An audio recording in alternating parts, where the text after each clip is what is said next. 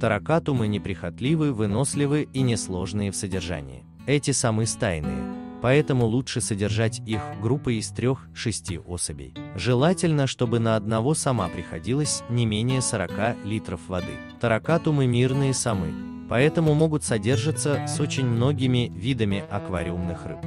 Сомикам свойственно кишечное дыхание. Они всплывают и делают глоток воздуха над поверхностью воды, который потом усваивается в специальном отделе кишечника. Таракатумы ведут придонный образ жизни и постоянно копаются в грунте, отыскивая корм. В связи с этим при подборе растений для аквариума лучше всего отдавать предпочтение видам с мощной корневой системой. Также им нужны разного рода укрытия – гроты, коряги, камни. В аквариуме должна быть хорошая фильтрация и аэрация. Необходимо предусмотреть, чтобы у рыбок был постоянный доступ к поверхности воды.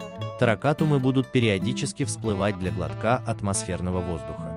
Рекомендуется накрывать аквариум крышкой или покровным стеклом. По причине того, что сомики при захвате воздуха могут выпрыгивать из аквариума.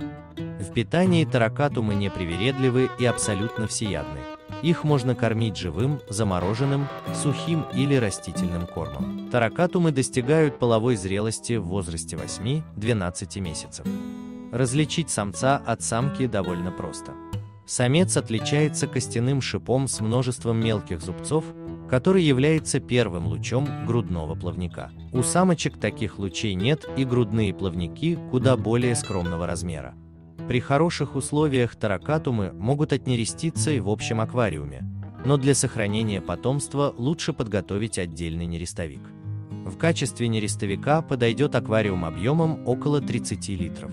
Столб воды должен быть примерно сантиметров 20. Стимуляция нереста, как и для многих других самовых, это понижение температуры на 2-4 градуса с периодическим добавлением холодной свежей воды.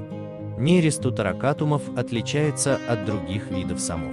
Аналогично лабиринтовым рыбам, самец таракатума строит пенное гнездо у поверхности воды под плавающими листьями. Для имитации листа можно использовать кусок пенопласта.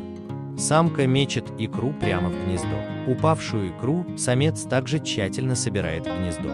После нереста есть два варианта для инкубации икры. Первый вариант – самку убрать с нерестовика, а самца оставить заботиться об икре. Второй вариант – производителей убрать из нерестовика или перенести субстрат с икрой в отдельный аквариум, куда к икре добавляется метиленовый синий или другой противогрибковый препарат. Инкубация икры длится от 3 до 5 суток. Личинки в длину достигают 6 мм, имеют хорошо развитые усики и плавники.